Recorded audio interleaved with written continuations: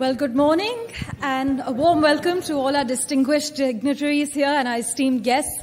We'll be taking care of you. We have the pleasure of being your host over the next 10 hours. I'm Parmeshwar Bava. I'm Vedant Agarwal, and well, Parmeshwar, global leaders have gathered here to discuss the defining themes, the challenges that face the world, and of course, India's moment in the spotlight. We, of course, have global leaders, prime ministers, Nobel laureates, international grandmasters, and master storytellers. In fact, for our next session, we'd like to invite Nobel laureate Professor Roma with our editor, executive director of NDTV Group, Mr. Senthil Chengalvarayan. Please, can I invite you on stage? And where am I sitting? Where do I sit? You there. Then that's it.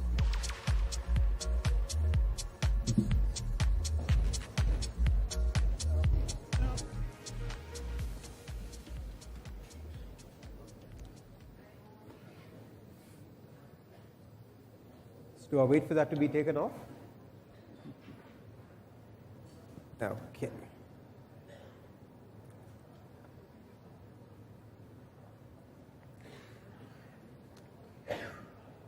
Ladies and gentlemen, thank you very much for joining us. Paul, we've got a tough act to follow, two prime ministers. But thank God I've got you on stage. Just a brief introduction to Paul. He is a Nobel laureate, won the Prize for Economics in 2018. He was also the chief economist at the World Bank, and he's taught at least one prime minister. Rishi Sunak in Stanford, was it? Yep.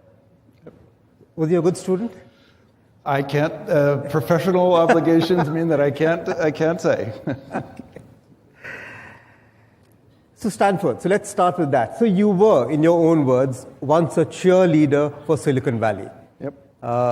It synced well with the thesis that won you the Nobel Prize, that it was the power of ideas that could transform the world. I'm just trying to make it as simple as possible. But you told me now that you're disappointed with the way technology hasn't really worked to transform the world in the way you thought it would. Yeah. What went wrong? Well, let me try and go back and situate myself in 1982 when I became a professor, when I got my first job in economics. This was a time of great pessimism. If any of you are as old as I am, you'll remember a report called Limits to Growth, which said that the global economy was doomed because we were going to run out of petroleum supplies in the 1990s. Now, I came on the scene and said, this is just absurd. If you look at history, we've had innovation on top of innovation on top of innovation, and the actual opportunities for us are very positive. And if you think about what's the real problem we face now, the people who were worried about not enough petroleum got the sign wrong. It's not that we have too little petroleum or fossil fuel, it's we have way too much of it. And if we burn it all, we'll cook the planet. And the way we would discover all of that new supply would be because people would innovate, they'd find ways to solve problems, they'd discover much more fossil fuel as they had. So when I saw Silicon Valley starting to seize the opportunities with digital electronics, I said, the sky is the limit here. We'll have all kinds of things we can do in the future that we couldn't do before. And that optimism about what we can do with the technology is still correct. I still believe that. And I believe it about a problem like climate change. We can decarbonize our electricity supply. We can find ways to still have growth, still have improving standards of living, and protect the planet. We'll discover ways to do that. But what's the disappointment? The question is, if we're given opportunities, what do we decide to do with those? And with the opportunities that we were given in the United States with digital technology, we have squandered a really phenomenal opportunity. And the way to see what we've lost is to compare the success in India with the way technology has been used in the United States. I think the initiative... Let me just interrupt you here. Yeah. But if you ask the companies in Silicon Valley, they'll say, where is the lost opportunity? We've become the 4 or 5 most powerful companies in the world. The companies who have for the last 15 years dominated the US stock markets, never happened before. And so no signs of slowing. Okay, well, let me give you my the conversation I have back and forth with them. When I said before that, look, historically, one of the signs of the dramatic improvements in standards of living is steadily increasing life expectancy across countries, across time. And so then I talk to the Silicon Valley types and say, life expectancy has stopped increasing in the United States. It's actually falling. And then they say, oh, well, no, we don't want to use that measure anymore for progress. We want to use something else. And I'm saying, no, if that's the measure that we picked in the beginning, you've got to stick with it. And by that measure, something's really gone wrong in the United States. People are not living as long as they did before. So how can it be that we've had a technological revolution and people aren't living as long? It's because that technology has not been used to improve the quality of life. And then you see what Aadhaar has done by not just making it easy for people in this room to make digital payments, but taking hundreds of millions of people who had no existence in the formal state. They had no document, no birth certificate, no driver's license, no official document of any kind. They didn't exist in the eyes of the modern state. Aadhaar made them real, gave them existence by giving them a number. And then all kinds of things have been built on top of that. So there's the direct benefit transfer schemes, access to financial accounts. But this was because this country decided we are going to use the technological opportunities here to benefit everyone. And I guarantee you life expectancy hasn't started falling in India. And so it happened here because it came in from the top. You had Prime Minister Modi, when he came in 2014, adopt Aadhaar, which had been around even before he came, but he chose that. I mean, he stuck with it and used it for what, and we've seen the what's happened now. So, are you saying that government should be playing a larger role? Yeah, absolutely. Than just policy making and technology. I'm saying that, and I think economists have done a huge disservice to the world by just repeating mindless assertions about the government is the problem and the market is the solution. That's just not true. So let's talk about something practical. How am I here? I got here because I could go to the airport, get on an airplane, fly here at minimal disruption and very safely. Why is it possible that I can do that? Well, there are all of these technologies of the jet engine, the GPS navigation system, the aeronautical insights about how to design the wings of an airplane. But that system wouldn't work if we didn't have a Federal Aviation Administration in the United States and in comparable agencies around the world who regulate the air travel industry and make it safe. So you don't need a government which is big in the sense of running the airlines. That is not a good idea. But you do need a government which is big in the sense, or strong. Strong. We want a strong government that can say, you're going to lose your ability to fly airplanes if you don't follow the safety regulations. Or you're going to lose your ability to sell that airplane unless you fix the safety defect. You need a government strong enough to say that to generate the benefits that we get from air travel. And that's what's missing in the use of technology in the United States. But that was what was present here in India. People around the government, and even people from the private sector, like Nandan Nilekani, came in and said, we're going to build a system that benefits everyone. And we're going to follow certain principles. And it was really a kind of a masterpiece of design in the sense of, just like the GPS system, Aadhaar solved only one problem. Present a person to me, and I'll tell you what that person's number is. That's all it did. Just like GPS, all it does is tell you what are your coordinates on the surface of the Earth.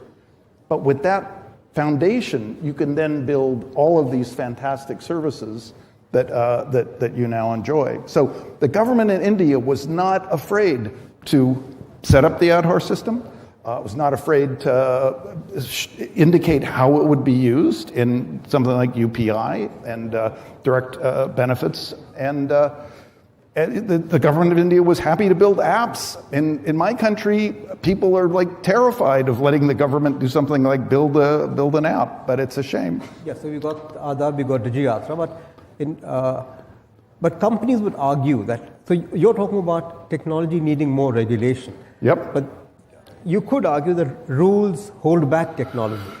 And if you have too much regulation, you won't see technology develop the way it can or has. Sure. So you can have too much of anything.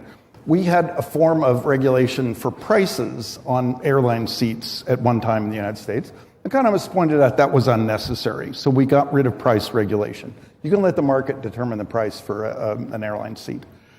But what we didn't do was deregulate the safety standards in manufacturing airplanes or the safety regulations in actually running an airline. Until, to be honest, until the Trump administration, where we actually did say to Boeing, basically, it's fine, we won't regulate safety anymore, and Boeing started creating airplanes that crashed and killed people.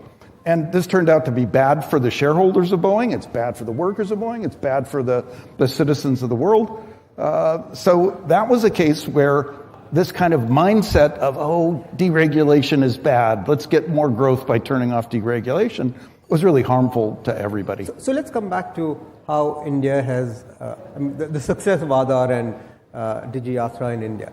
So now how can India drive that advantage further in developing or leveraging that to take a lead in emerging technologies?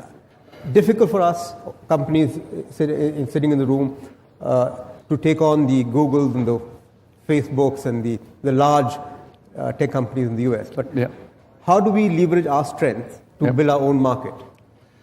Well, I think the fundamental difference was that in the United States, people saw the opportunity to create a platform and then to use the monopoly power that was conveyed by a platform to capture private wealth. What people in India saw is that they could build a platform of Aadhaar that was controlled by the government and could be used for the benefit of the people, not to generate wealth for just a small subset of people. So the platforms have been very powerful, but we need to think, what are we doing with them and what do we want to achieve? So do you then view India as an emerging technological, I won't use the word superpower, but can it become one? Well, I think, frankly, we're in a very bad situation in the United States because the mantra of the Republican Party is government can't do anything right, put us in charge and we'll prove it. And so we've had governments that don't do things. We've had governments that stop doing things like regulating Boeing. And that's led to this perception that the government can't accomplish anything. We've had other trends as well. The judiciary increasingly tries to micromanage everything the government does. And so people feel like the government can't get anything done. That makes them want to basically tear it all down, to get rid of the government. When in fact, what they need to do is build a government which is strong enough to get something done. The benefit in India that you enjoy right now is that people can see in their daily lives the benefits that they have been able to enjoy because of government innovation in terms of how benefits are handed out, how people get access to financial accounts, how they do transactions. People see that the government has delivered. That gives the government a level of legitimacy, which it can then use to try and go do more. And I want to emphasize that this really depends on an executive branch of government that can make things happen. If you read the history of Aadhaar, You remember there were like Supreme Court cases and justices and people saying, oh, all kinds of terrible things will happen because of Adhar and they will never succeed. But you had an executive branch which pushed this idea forward and didn't let the judges hamstring them, and they achieved this remarkable success. So in the West, we're too hamstrung by the judiciary. We have this longing for an executive that could get something done, but unfortunately, the people who are promoting themselves as the ones who can get something done probably can't. Okay. So here the executive was willing to push technology, and it happened, and we've seen the result. And not just push it, but push it in a direction that would benefit everyone. But so technology and urbanization, those are your two pet themes, and you've said that urbanization is the fundamental engine of economic growth. It's something is very, very close to you, and that's something when Prime Minister Modi took over in 2014, he spoke about 100 smart cities. So clearly, you were in sync on that. You came and met him in Gujarat when you were Gujarat Chief Minister to talk about urbanization. No, I came. It hasn't taken off the way we would have liked.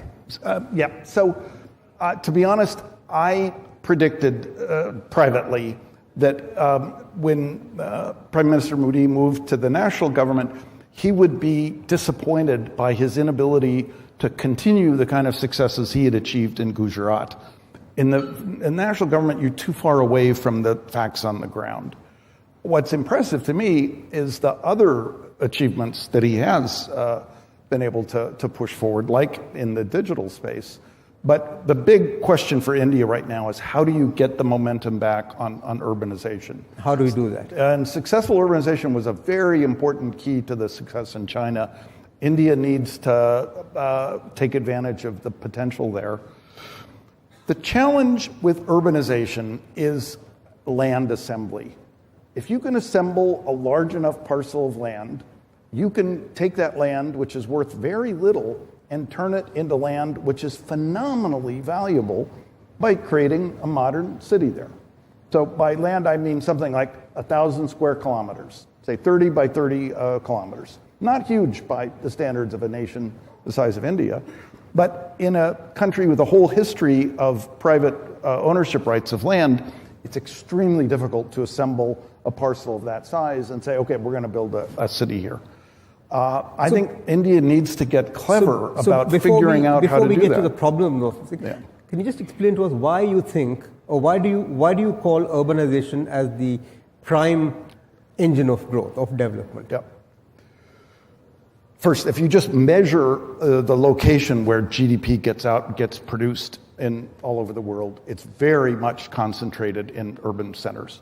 There are a few things like land, like agriculture and minerals that require the land resources of land, but all of the other value is produced in cities. So absent impediments, all of that activity will move into cities. And this is a reflection of the thing I first studied, which is the power of ideas. When you can share ideas and work with the ideas of others in a connected urban environment, you can produce much more value than if you're off on your own. So the future will be almost entirely urban. 90+% of the population will be in urban centers, but you need to expand the total amount of floor space in urban areas to accommodate all those people.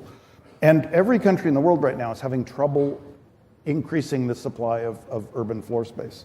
So how do you increase that? I mean, will the market ultimately solve that, or would you need regulation? Do you need policy? What we've seen is that the market cannot increase the supply, and so what's happened is as the demand for urban floor space goes up, the price goes up, but the supply doesn't respond. And the reason the supply doesn't respond is because there are many levels of government now which stand in the way of someone who wants to build a new building, increase the height of the building on a particular plot of land, convert some land from agricultural into buildings. So it's the government, frankly, which is in the way of the increase in the supply of urban floor space that everybody in the world needs. But here the government headed by a person who's convinced that urbanization is the way to go. And yet he finds it difficult to push it. Yep. Well, it just tells you how difficult the... So what would you advise him to do? Yeah, the dilemma here is that the big gains come from letting millions of people cooperate with each other to produce value in a city. But getting millions of people organized to go in a particular direction is very, very challenging. The thing that I think India should be doing is first trying to make it possible to increase the breadth of urban development in existing cities, increase the height of the buildings in the existing built area, but those two measures enough will not keep up with the demand. So you need to be thinking about entirely new cities that you could build. Now, the economics of this is really interesting. You take 1,000 square kilometers, like let's say the land of Singapore, that was worth essentially nothing when Malaysia gave it away.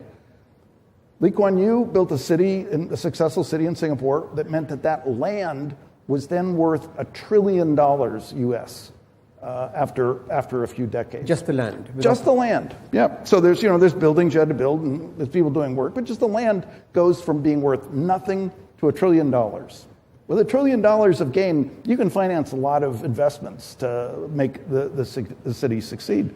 And Singapore became the first non-oil sovereign wealth fund, the holder of the first non-oil sovereign wealth fund, because it took the gains from the land that the government owned and invested them on behalf of the citizens. So what India needs to do is to figure out how to mobilize the people who own all the pieces of land right now that can't agree on anything, assemble a parcel that's on the scale of, say, 1,000 square kilometers, which could host about 10 million people in a new city, and then offer them, you'll each get a proportional share of the $1 trillion in gain that we can build from just letting a city emerge here. But you all have to stop retaining a veto right over exactly what happens in your parcel. We have to be able to lay out, streets, and we got to put in sewers and provide for the public space. It's a very straightforward process once you assemble the land. Now, I don't think when Lee Kuan Yew took over Singapore, he used eminent domain to just take the land of the whole island. The prime minister can't do that, but what he could do is run a contest between the various states of India and say, we, the federal government, will reward the first state that finds a way to get a consensus and assemble a parcel of 1,000 square kilometers and devote it to new urban development. If you started that as a contest, instead of having states resisting an initiative like this, you'd get them running to be the ones that win and become the new Hong Kong, the new Singapore, the new Shenzhen in some part of India. So the economics of this are not hard, but the politics are challenging, and this is where leadership could really make a difference. Moving on, you're credited with the quote that a crisis is a terrible thing to waste, a terrible, Right. horrible thing to waste. Right. What, to your mind, is the biggest crisis facing us today? And what's the opportunity? Yeah. Is it climate change? Is it... So climate change, to be sure. We could use climate change once again to commit to this notion that if we just create incentives for people to solve a problem, we can solve it, and we can solve it really at no great cost in terms of the quality of life. We need to have a mechanism if we want to, for example, get people to innovate in a way which decarbonizes the energy supply. You got to create a way to steer innovation in that direction instead of the direction it's been going, which is discovering more and more fossil fuel. We don't need any more of that. But we do need more innovations that are low carbon. We could commit to innovation will solve this problem. Let's just create the incentives for innovation and go forward with it. And we could get out of this doomsday kind of scenario thinking that where things are hopeless and that there's nothing we can do. It's all in our hands. We can solve that problem. So the opportunity there that we shouldn't waste is to say, we can fix this if we just set our minds to it. Now, let me say one other crisis that I think is really kind of looming where India, I think, could be particularly important. China and Russia both want to go back to a world of empires. where the sovereign state, if you were listening to David Cameron, he was speaking as if it was obvious that everybody agreed that there's a notion of independent states with sovereign borders. That's not the way that people who want to go back to empire think of things. They think of empires as having the ability to meddle and influence their whole sphere of influence, and the national border is not important. So there's a vision of return to empire, which was a very durable form of human organization for centuries, that both China and Russia are pushing. And there's a Western notion of what they call the Westphalian state from the Treaty of Westphalia, which says, no, there are states with borders, and it's absolutely taboo for one state to try and invade and interfere with another. India needs to decide, does it want to be on the side of empire, or does it want to be on the side of the Westphalian state? And I think India might be able to stand up and say, we remember what it was like being part of an empire, and we didn't like it. So we want to stand up for the importance of the sovereign state as the organizing principle going forward in the world.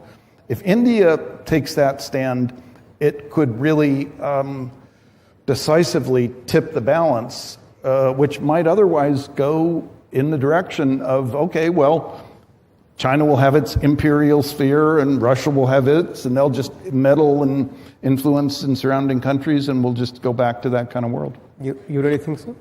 I do. Yeah. So one final question.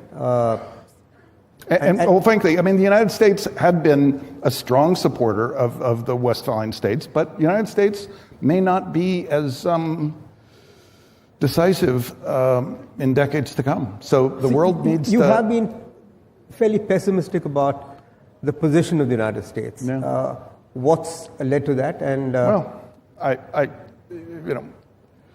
as I told you, I just look at the facts, and the facts are that we're trying to decide right now whether the most powerful nation on earth should be led by a former federal prosecutor or a habitual criminal. And for some reason, that seems to be a hard choice for some people. That makes me very worried about the future of my country. Okay, so we have a large market audience here, so what does that mean for the dollar? Excuse me, what? What does that mean for the dollar? You were chief economist of the World Bank. You are an economist. I'll tell you, when I was at the World Bank, I didn't ever try to weigh in on forecasts about the dollar or forecasts about GDP, but I did try to weigh in on one thing. If you look on Wikipedia at the article about Aadhaar, within the first paragraph, there's a quote from me as the chief economist saying, Aadhaar is the most important technological system in the world right now. And so that's the kind of thing where I feel like I can make a better judgment. And I saw right from the beginning how powerful Aadhaar was going to be. What happens to the dollar? What happens to the stock market? I'm not the right person to ask about that. So, forecast for us then the U.S. election. And I'll tell you why you're qualified. You are an intelligent man, very intelligent. You come from a political family. Your father was governor of Colorado. Yep. Your brother was state senator. Yep. So you obviously have your finger on that pulse. So who's winning? I think it's very hard to tell right now who will win. It seems to be very close. And the real question is, why is it so hard? And I think to kind of give some credit for this, think about the fact that people are dying younger in the United States. There's some of this is what they call these the diseases of despair, alcoholism, drug addiction. But this is a sign of really profound distress in large parts of the country, and we shouldn't minimize that. And when people are so discouraged, so depressed, that they're drinking themselves to death and they've given up hope, it's not a surprise that they're willing to just lash out or do something a little bit irrational. I think people like me, economists, need to take responsibility for the fact that we let this situation deteriorate to the point where those people are so they don't see any improvement in their lives. They don't see any future. They don't see the possibility of progress. We should have insisted more firmly that growth had to generate benefits that were shared by everyone. We should have developed programs like Aadhaar that did spread the benefits so widely. And we failed to do so, and now we're paying the price. Okay, on that note, Professor Roma, thank you so much for joining us. Thank you. Thank you. Thank you, sir.